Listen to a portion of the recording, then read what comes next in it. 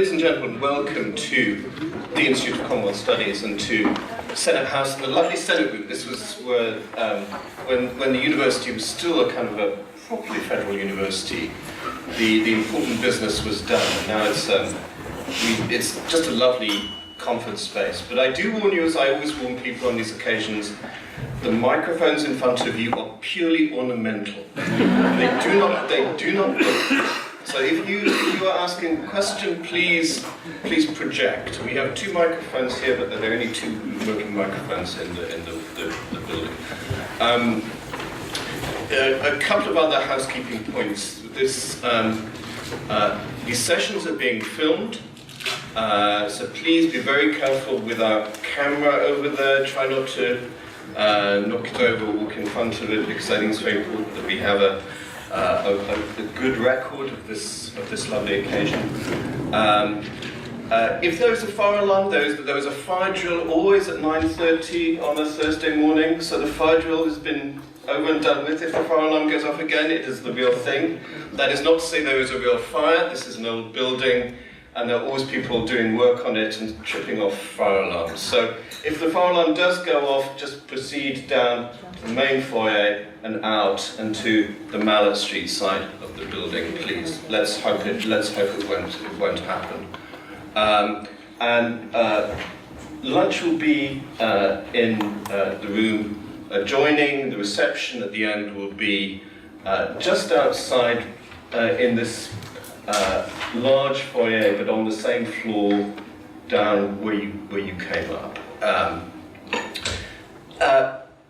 There's always a lovely moment, about once a year, when my colleagues Susan Williams and Mandy Banton come to me looking slightly apologetic and say, "We have a suggestion for you. I know it might be difficult." And it's always the most wonderful gift, because it's always a brilliant idea. And the brilliant idea that they came to me with a few months ago, as they said, it's the 60th anniversary of the All African People's Conference in 1958. We should really do a conference to mark it. And I said, brilliant, let's do it. And here we are, after a huge amount of work on Susan's part. Mandy, unfortunately, is not well, is not able to be here. But also, thanks to David Wardrop of the United Nations Association, who's helped to fund this, and to my colleague and friend Leo Zelig, who's been tremendously helpful and has helped to arrange funding from the Review of African Political Economy for this event. Why is it so important? Well, we're about to find out. But let me just say this.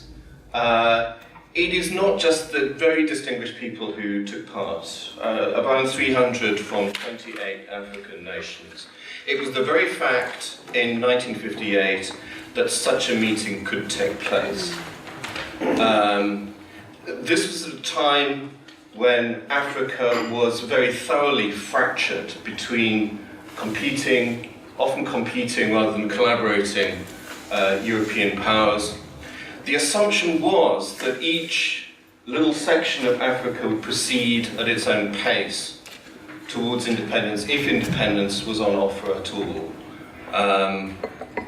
Ghana, of course, had already become independent in 1957. Nigeria was on the way to independence. But even within British Africa, it was still assumed that the East African territories might take decades to achieve independence. And Zambia, Northern Rhodesia then, Malawi, Nyasaland, Southern Rhodesia, Zimbabwe, were locked firmly in a white-dominated federation, with no prospect at that stage that it would come to an end. French policy was unclear in '58. In terms of the Portuguese Empire, there was no prospect of independence. And the colonial powers wished to keep it that way. So the very fact of African political activists gathering together in one spot and demanding a common political goal is incredibly incredibly important and incredibly frightening for the colonial powers themselves. And Susan will say something about this, how carefully the intelligence agencies of the European powers monitored the situation there. And indeed, the relevance of this meeting, one could argue, is that Africa is still very much fractured. That the assumption is that important relationships will not be Africa-wide, but with wealthy external partners, be it France in the 60s and 70s, or maybe China now. So that aim of African unity is perhaps still not entirely in reach, and this is why this event has such a tremendous relevance and resonance. The lovely thing is, of course, great minds think alike, and we discovered, once we'd already got started on this, that the Institute of African Studies at the University of Ghana was planning to mark the event with a 4-day conference, which started yesterday. And we have a poster up from that. But what we're very keen to do, this is one of the reasons why we're filming this, is to share this conference here with our friends and colleagues around Africa and around the world. And we're very keen to follow. This is a lovely opportunity for us to follow up in the future and work more closely with the Institute of African Studies. We very much hope to do this. We hope this sort of coincidence, if you like, will be the basis of ongoing collaboration. We have a wonderful collection of speakers, and our keynote speaker, who I'll introduce in a minute, but just let me say how delighted we are to have two people who actually attended the conference in 1958. Bereket Haile Selassie, who was a delegate from Ethiopia, and Cameron Duodu, who was reporting on the event from Ghana. He's a very distinguished Ghanaian journalist. This is a wonderful thing about contemporary history. That, you have these links with the past, and it's so important that we capture people's memories. So without further ado, let me introduce our keynote speaker, and it is a great honor to have Chief Emeka Anyukwu, who is, amongst his many achievements, actually a classics scholar with a classical degree from the University of London. It always raises the tone of a history or politics conference to have unless it's for instance.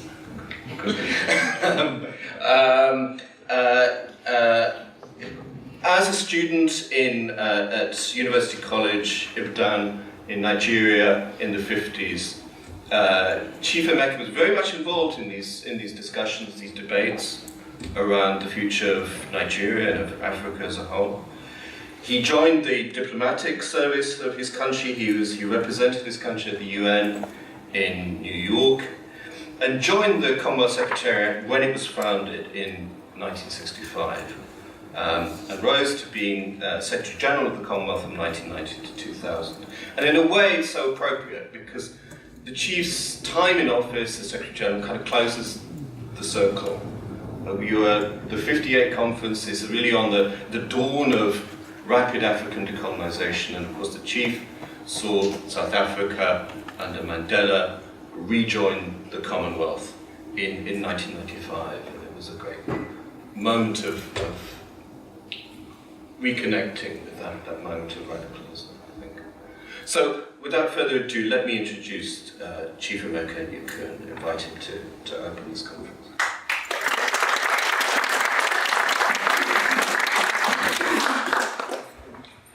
Thank you very much, Professor Philip Murphy.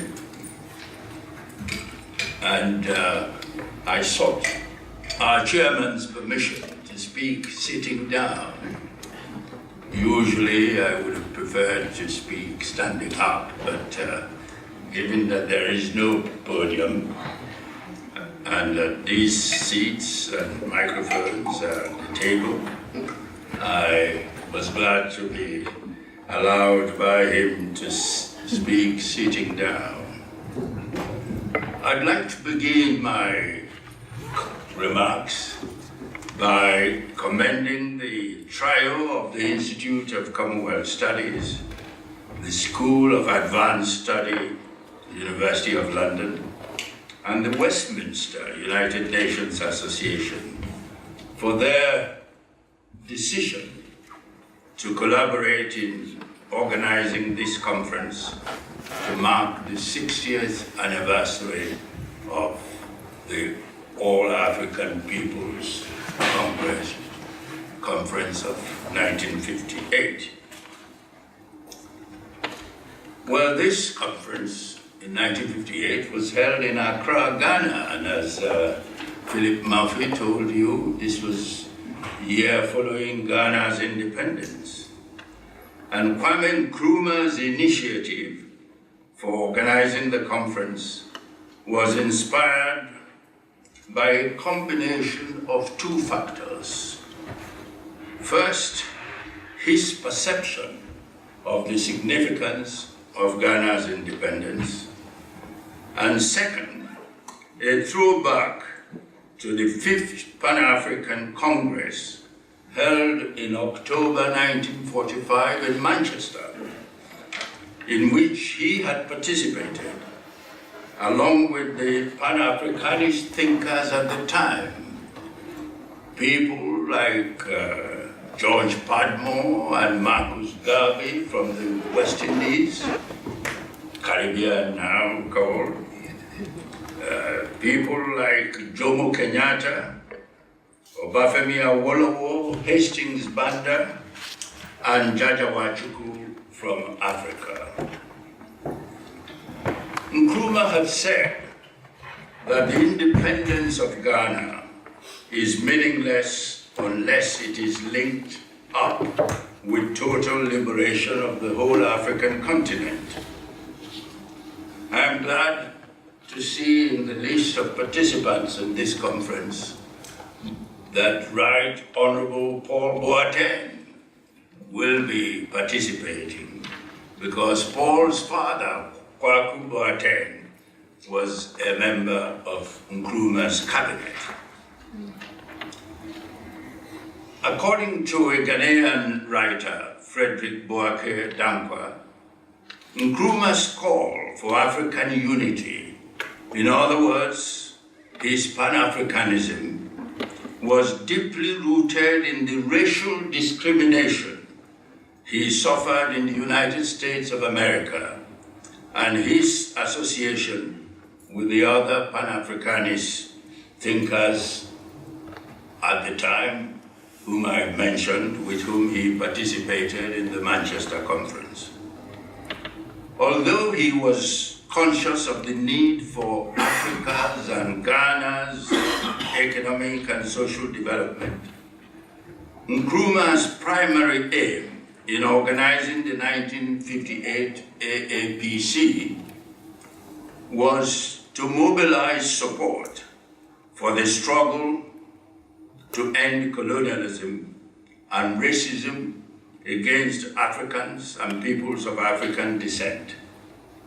He had, in this regard, in his famous address to Ghana parliaments, declared, "Seek ye first the political kingdom, and all other things shall be added unto you." Among the positive achievements of the All-African People's Conference was the strengthening of the ideology of Pan-Africanism, which became the watchword of several Pan-African movements and organizations that helped continental Africans and Black people all over the world in finding the voice to confront colonialism, racism, underdevelopment, and imperialism. One of the most intellectually eloquent propagators of this ideology of Pan-Africanism was the late Professor Ali Mazrui. He was one of those who advocated Pan-Africanism as embracing all the black people, wherever in the world they may be found. This was further premised on the belief that Africans, and indeed black people all over the world, share a common ancestry, a common history, and a common destiny. It was in furtherance of this expanded definition of Pan-Africanism that Professor Mazrui wrote about the African of the soil, that's continental Africans, and the African of the blood, that's black people all over the world. In his advancement of the Pan-African consciousness in his 1979 BBC Wreath Lectures, Professor Mazrui did a political diagnosis of the African condition, highlighting in those 5 lectures what he considered as Africa's paradoxes. The paradox of a Garden of Eden in decay, the cross of humiliation, the clash of cultures, the burden of underdevelopment, the patterns of identity, and the paradox that is the search for Pax Africana. In all these paradoxes and ironies, Professor Mazrui made some thoughtful observations about the African condition in the global community. And if I may just recall what he said. In Africa being a Garden of Eden in decay, Professor Mazrui examined the paradox of the African continent being the first habitat of mankind, but unfortunately the last to be made truly habitable. In Africa's cross of humiliation, Professor Mazrui argued that Africans may have not been brutalized in a manner comparable to the Jews, the Native Americans, and the Native Australians, but that they were humiliated in history in ways that range from the slave trade to being segregated and treated as third-class citizens in parts of their own continent. Regarding the paradox of the clash of cultures, Professor Mazrui also argued that although African societies are not the closest to the West culturally, but that they have experienced the most rapid pace of westernization. In the burden of underdevelopment, he argued that Africa is not the poorest of the regions of the world in resources, but it is the least developed of the habitable continents. In the patterns of identity, his argument was that although Africa is not the smallest of the continents, but it is probably the most fragmented along ethnic, linguistic, religious, ideological, and class lines.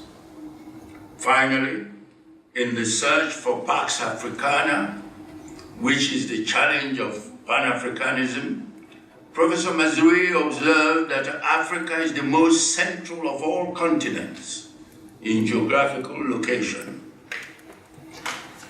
But politically, and to some extent militarily, it may be the most marginal. The other achievements of the AAPC were quite remarkable. In fact, George Frederickson, the American historian renowned for his writings on racism, in his book, Black Liberation, A Comparative History of Black Ideologies in the United States and South Africa, he recalled how at that time the emergence of Kwame Nkrumah, both as the newly independent Ghana's president and as the convener of the AAPC, roused not only the Africans on the continent, but also the entire black people in diaspora, with the African National Congress, ANC in South Africa, not only cabling a congratulatory message to the then newly emerged Ghanaian president, but also sending representatives to the 1958 AAPC conference. George Frederickson also wrote that with the independence of Ghana and the convening of the AAPC by Nkrumah, Black Americans found a new sense of pride, along with strong expectations that the regal image of Nkrumah would replace the negative stereotypes of blacks that were the stock in trade of white supremacists. Being a radical formulation, the AAPC was co-sponsored by other radical and progressive African leaders like Abdel Nasser of Egypt, Ben Bella of Algeria, Sekou Touré of Guinea, and Julius Nyerere of Tanzania. It was a different perspective to the conventional Pan-Africanism that was represented by the March 1958 Conference of Heads of the then newly independent African states. And at that time, in March 1958, there were only 9 independent African states. Unlike the earlier March 1958 conference, the AAPC, which was held in December of the same year, was not restricted to the then independent African states. Rather, it was conceived to include social groups or non-governmental organizations like anti-colonial political parties, organizations like the labor unions, and ethnic communities. The central argument of the conveners of the AAPC was that because there were only 9 independent African states that attended the earlier March 1958 conference of the then newly independent African states, the majority of African peoples and social groups had been excluded, including the continent's diaspora. The AAPC, therefore, rooted for a more representative Pan-African movement, a Pan-Africanism that would give voice to the majority of the voiceless Africans and peoples of African descent.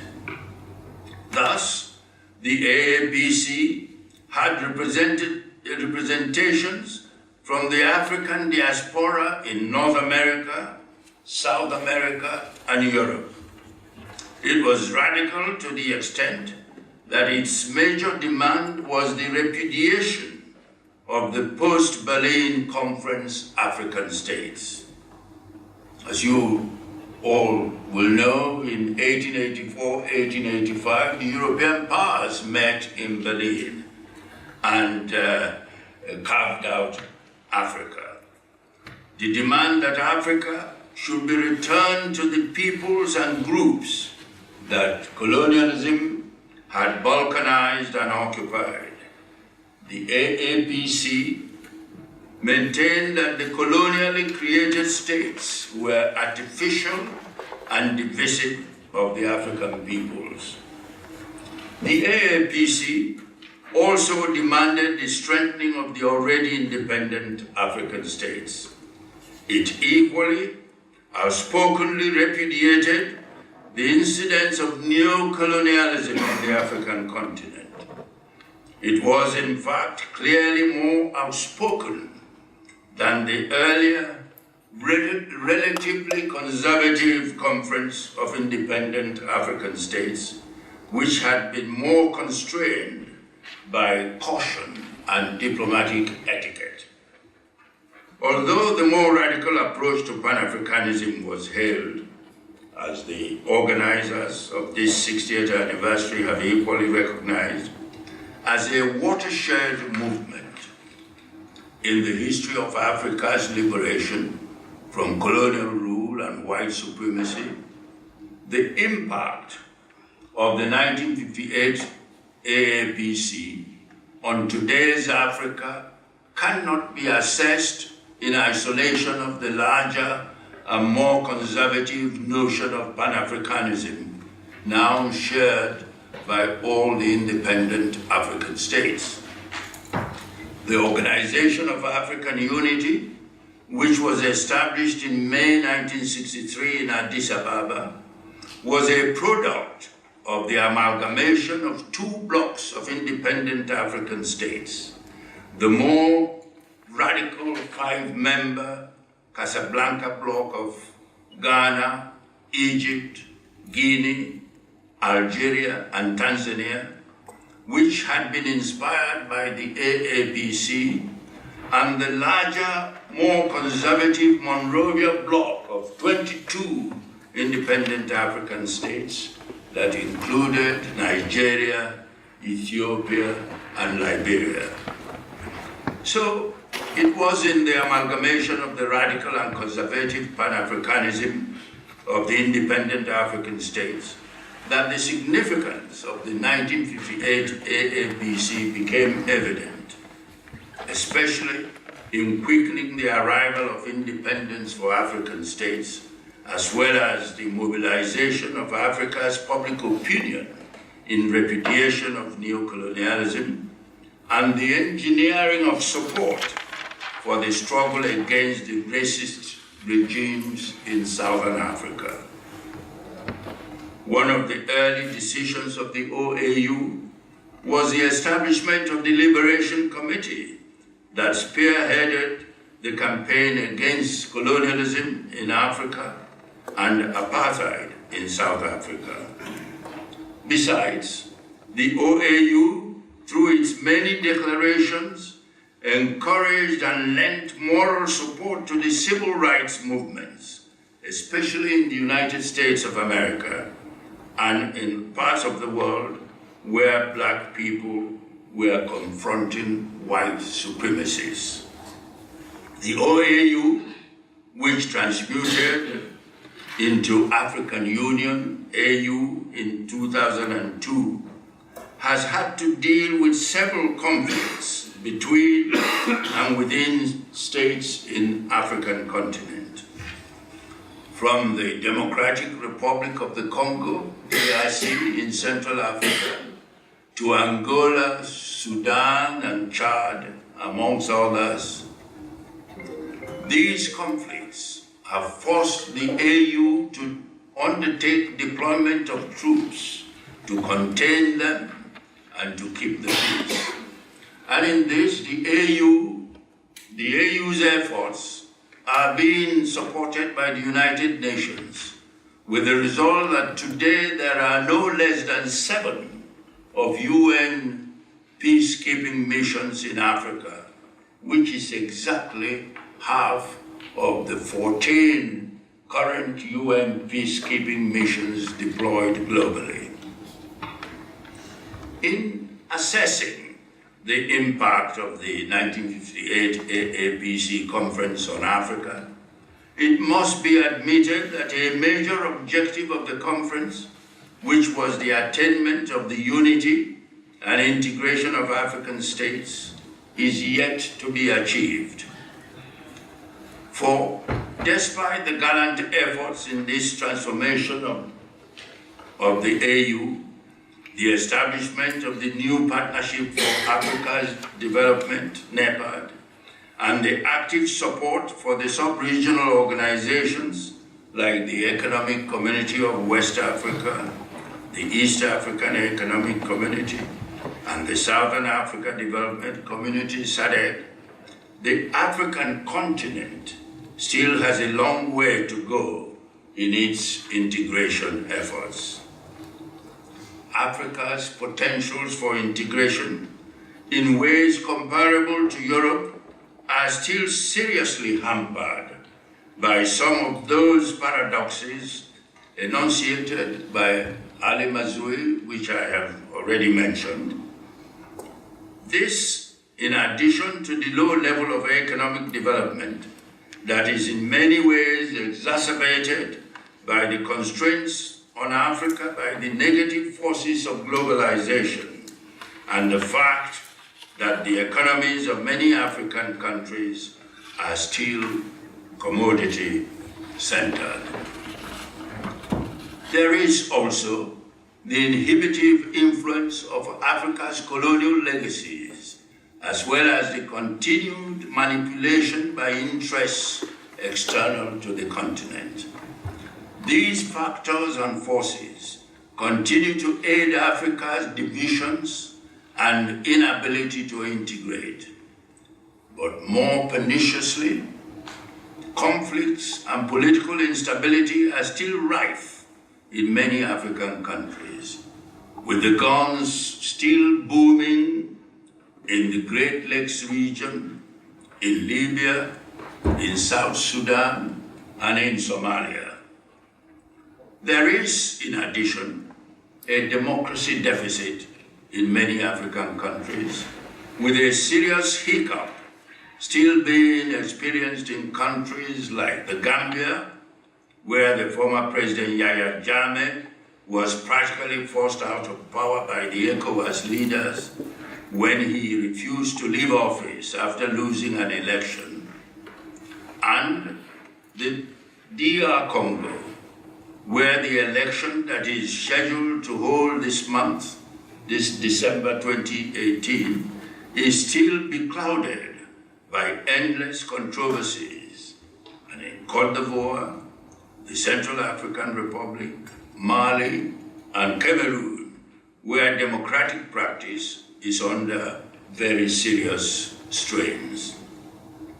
I returned only a few days ago from Zimbabwe after serving on a 7-member commission appointed by President Emerson Mnangagwa to inquire into the violence that followed the country's recent elections.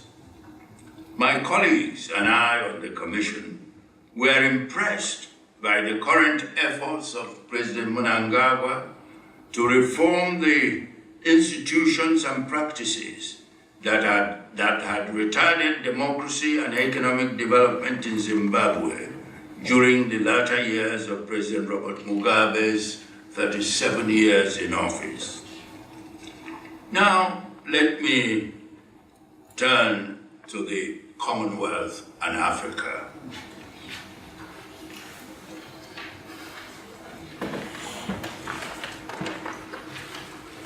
There are 19 African members of the Commonwealth, namely Botswana, Cameroon, Ghana, Kenya, and the rest of them. From the outset, the Commonwealth countries' engagement with the non-Commonwealth countries in Africa was unfortunately hampered by the legacy of colonialism, the carving up of Africa into their different areas of influence and colonies by the European powers at the Berlin Conference of 1884-1885, which I had already made reference, without any regard for the people's long-existing ethnic groupings, left African countries with a legacy of different official languages, different administrative structures, and different development institutions. For example, in the early years of the two countries' independence, a telephone call from Lagos, then capital of Nigeria, to Cotonou, capital of the Benin Republic, a distance of 130 miles, had to go through London and Paris, a distance of 7,000 miles. This also applied to air travel across from the West Africa to the East Africa regions. The traveler would perforce have to come to Europe in order to connect a flight back to Africa. I believe that the AU's efforts at promoting integration and unity on the continent are being effectively assisted by the activities of Africa's sub-regional organizations like the ECOWAS, SADC, and others, and by collaboration between the Commonwealth with its 19 African members and the Francophonie, the Francophone Africa with its 29 members. Hence, while in office as Commonwealth Secretary General, I took the initiative of inviting the then Secretary General of La Francophonie, Boutros Ghali, to pay an official visit to Marlborough House. And he, in turn, invited me to visit the headquarters of La Francophonie in Paris. Our two organizations subsequently co-sponsored 2 seminars on the theme of managing democracy in pluralistic states, respectively at UNESCO headquarters in Paris in January 1999 and in Yaoundé, Cameroon in January 2000. On its own, the Commonwealth has been contributing to its African members' quest for stable democracy, good governance, and development. For example, as Commonwealth Secretary General, I was involved in discussions with the heads of state that led to the transition from one-party to multi-party government in Zambia, Malawi, Kenya, and the Seychelles, and from military to civilian government in Ghana and Nigeria. Since 1980, the Commonwealth has observed more than 130 elections in 36 of its member countries, including in its African members, as part of its efforts to strengthen democracy. Another example of the Commonwealth's contribution to the pursuit of democracy in Africa was the very productive 2-part special seminar that I organized in Botswana in 1998 to discuss the challenges facing the practice of democracy in Africa. The first part of the seminar involved all ruling and opposition party leaders in these countries, meeting with me and my colleagues from the Commonwealth Secretariat. The second part involved only the heads of state and myself, with the then Speaker of the South African Parliament, Dr. Frantz Fanon, as the rapporteur. The heads of government discussed with me and the rapporteur the essential ingredients of democracy and the obstacles they experienced in pursuing them in their countries. It was a very useful exercise, and I recall in particular the contributions made by Nelson Mandela of South Africa and Ketumela Masibe of Botswana. It is, I believe, important that the Commonwealth should continue to lend itself as a platform for the promotion of peace, human rights, socio-economic development, and general well-being of the peoples of its African members. That is why I was interested to learn that in March 2015, the Commonwealth Deputy Secretary General, Deodat Maharaj, visited the then chairperson of the African Union, Dr. Nkosazana Dlamini Zuma, to explore ways of deepening the partnership between the two organizations for the benefit of their member countries. I understood that they discussed partnership in many areas, including the development of the AU's Agenda 2063, trade relations, conflict resolution, gender issues, democratic consolidation, and human rights concerns, amongst others. What Commonwealth Africa needs most today from the Commonwealth is assistance to steady its feet in the march towards unity, sustainable peace, socio-economic development, human rights, and the attainment of stable democracy and rule of law. After the decade of democratic renaissance in the 1990s in many Commonwealth African countries, some of them are now relapsing into conditions of instability with authoritarian regimes that are seeking to amend their country's constitutions in order to allow for rule beyond the constitutionally permitted terms. For instance, a Commonwealth country has seen its president throwing the opposition party in jail immediately after the country's 2016 elections for what The Economist described in its September 15 to 21st edition as the crime of not yielding to the presidential motorcade. The same president has also reportedly packed the Constitutional Court with its hand-picked judges and threatened chaos if they do not allow him to run for an unconstitutional third term in 2021. I have commented on the impact of AAPC then. I would now, given the reminders I've received from the chairman that I should sum up, I would like to sum up by commenting on the conference's impact now.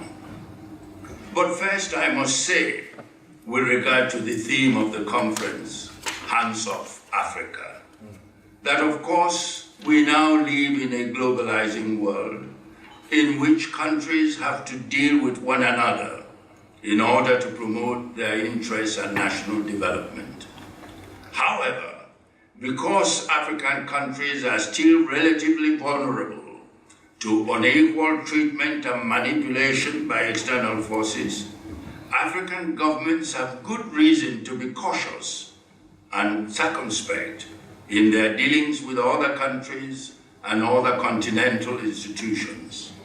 For example, the Economic Partnership Agreement, which is currently being vigorously offered to African governments by the European Union, has been judged by several African and non-African economic experts not to be in the long-term interest of the industrial development of African countries, and as such should be rejected.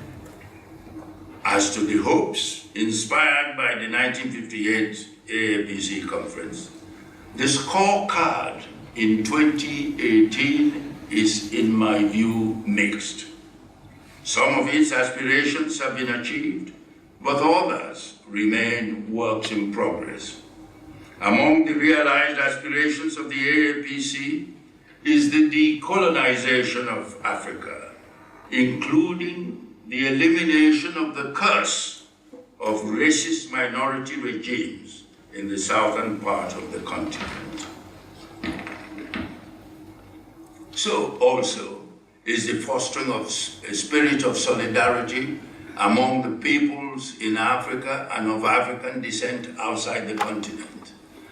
And evidence of this was the enthusiastic participation of representatives from virtually all countries inhabited by peoples of African descent in the festivals of Black Art and Culture, FESTAC, organized in Dakar, Senegal in 1966 and in Lagos in 1977. Another achievement of the AAPC can be said to be the abrogation of institutionalized racism, aka apartheid, in South Africa, and the passing of laws against racial discrimination in virtually all countries, including perhaps most famously the Civil Rights Act of 1964 in the United States. However, it must be admitted that the phenomenon of racial discrimination against black people, which I believe to be among the abiding legacies of the transatlantic slave trade, is still consciously or unconsciously practiced in many essentially white societies. It is an unspoken truth that in virtually all intellect-demanding activities in racially mixed environment, except perhaps in the arena of sports, the black person often enjoys no benefit of doubt and always has to prove that he or she can perform as well as his or her non-black colleagues. Thus, the particular aspiration of securing for black people everywhere the full respect and equality that was eloquently articulated at the 1958 conference by Nkrumah, Padmore, Nyerere, and others, is still, to an appreciable degree, a work in progress. Similarly, the realization of full unity and integration of African states, which was the essence of Pan Africanism advocated by the AAPC, is also still work in progress. And this is notwithstanding the efforts being made in this respect by the AU through its several initiatives such as NEPAD, African Continental Free Trade Agreement, as well as the efforts of the 8 sub-regional organizations of the AU. In conclusion, ladies and gentlemen, the 1958 AAPC was a landmark in the drive for arousing the consciousness of the African peoples and countries of the need to mobilize for their independent struggle and for the acceptance by the rest of humankind of the equality and dignity of, in Ali Masri's words, Africans of the soil and Africans of the blood. I thank you all.